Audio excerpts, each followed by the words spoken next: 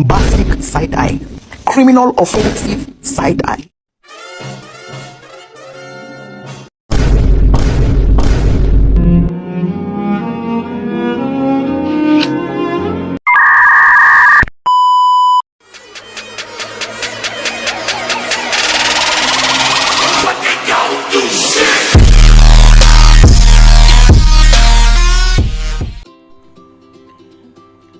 Assalamualaikum warahmatullahi wabarakatuh.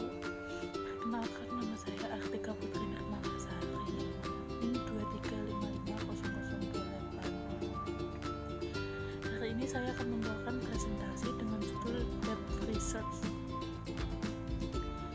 Ini adalah salah satu algoritma dasar yang sering digunakan dalam pencarian pada struktur graf atau pohon.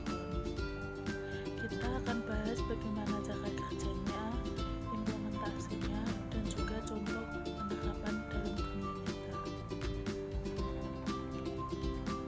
Depth Research adalah algoritma pencarian atau penelusuran graf yang dimulai dari simpul awal dan menjelajahi setiap cabang secara mendalam sebelum kembali ke simpul sebelumnya.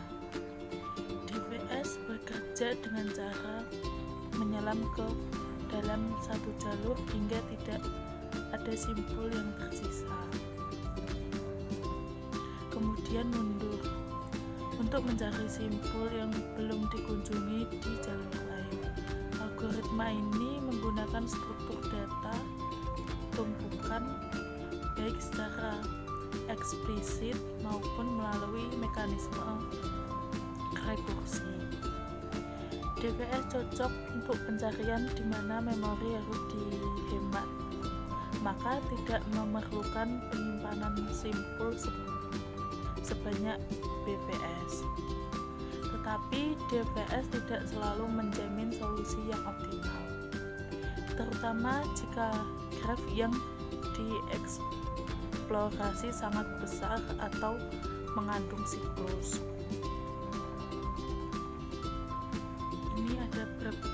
Ada contoh ilustrasi cara DVS bekerja.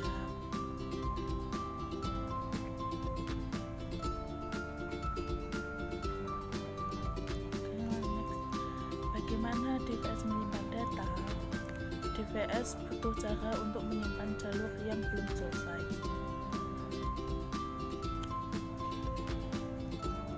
Kedua, bisa pakai rekursi atau stack manual.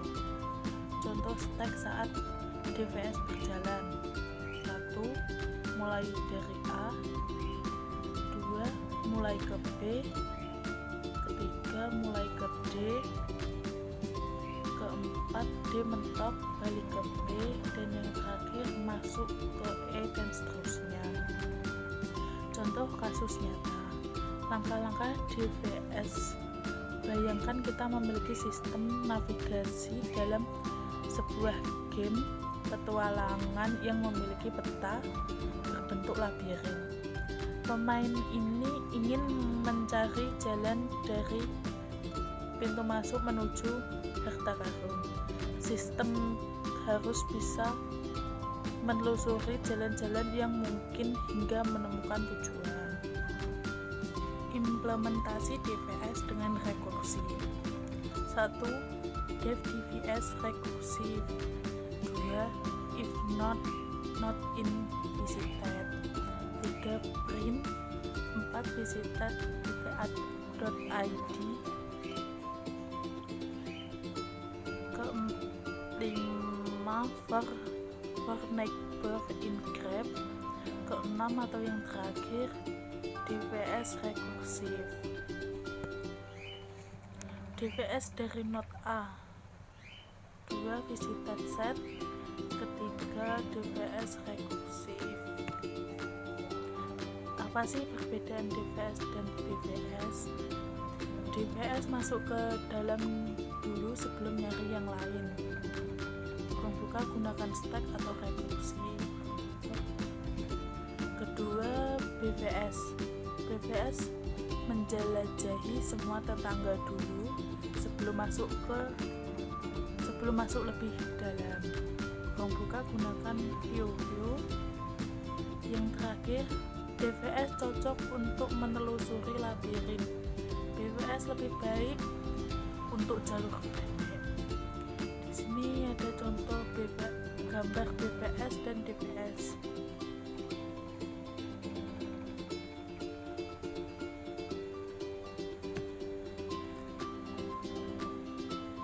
Kasus yang bisa diselesaikan dengan metode DVS. 1. Penelusuran labirin.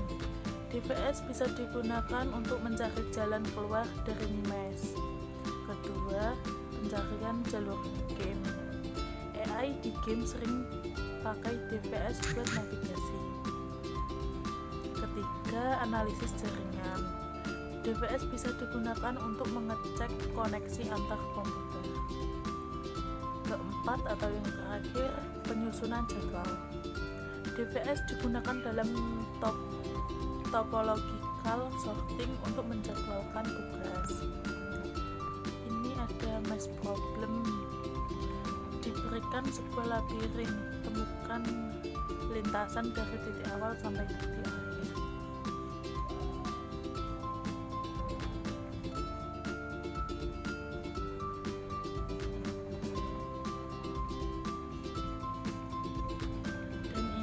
Ada pohon ruang status, bisa kita lihat.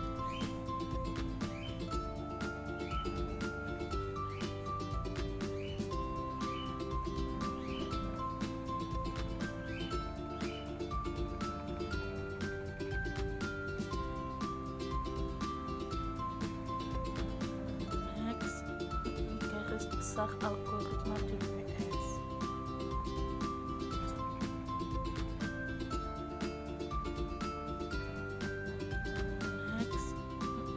Besar algoritma DVS.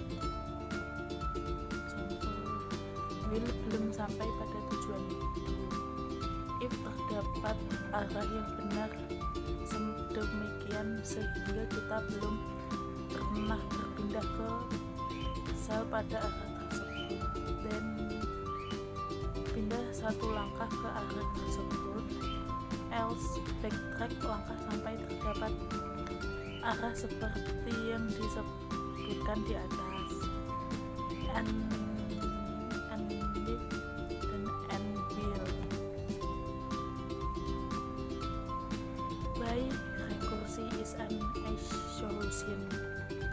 Rekursi dianggap lebih mudah karena menyederhanakan kode dalam rekursi. Setiap fungsi memanggil dirinya sendiri untuk menyelesaikan bagian kecil dari masalah tanpa perlu mengelola struktur data tambahan seperti tumpukan. Ini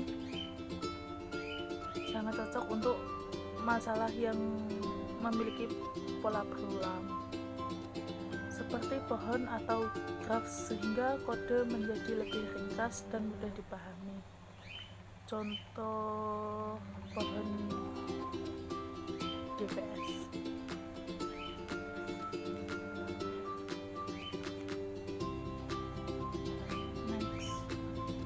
Kelebihan depth research. 1. Memori lebih efisien. DVS menggunakan lebih sedikit memori karena hanya menyimpan jalur saat ini dan tidak menyimpan semua simpul yang ditemukan. Kedua, pencarian menyeluruh. DVS sangat efektif dalam menemukan solusi di jalur yang dalam, terutama jika simpul solusi terletak jauh dari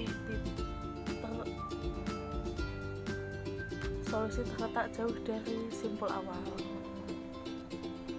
Yang ketiga atau yang terakhir, implementasi sederhana. DVS dapat diimplementasikan dengan mudah menggunakan rekursi, sehingga kode lebih ringkas dan mudah dipahami.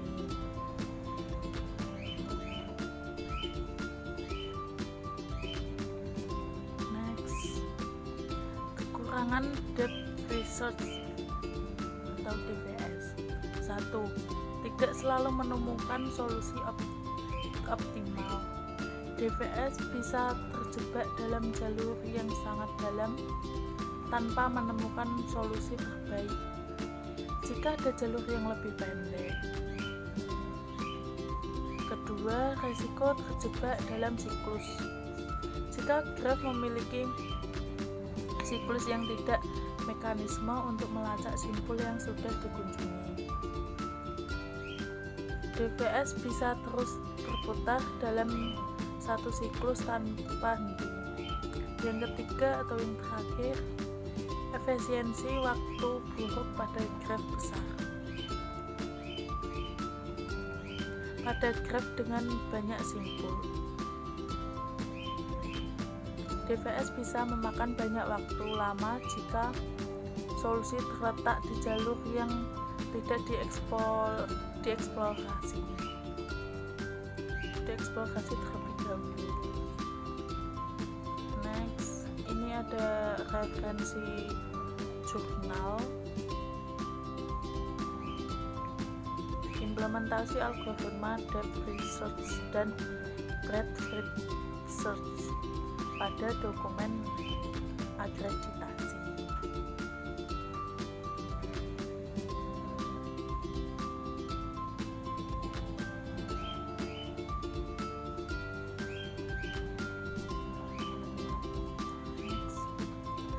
Aplikasi Depth Research atau DVS. 1. Traversal graph atau pohon. DVS digunakan untuk menjelajahi semua simpul dan sisi dalam struktur data seperti graf atau pohon. Kedua, pendeteksian siklus. DVS dapat digunakan untuk mendeteksi apakah sebuah graf memiliki siklus baik pada graf berarah maupun tidak berarah. Yang ketiga, topological sorting. DVS membantu menyusun simpul-simpul dalam graf berarah dan asiklik berdasarkan urutan dependensinya. Keempat, pencarian komponen terhubung dalam graf tidak berarah. DVS dapat menemukan semua simpul yang terhubung dalam satu komponen. Pencarian jalur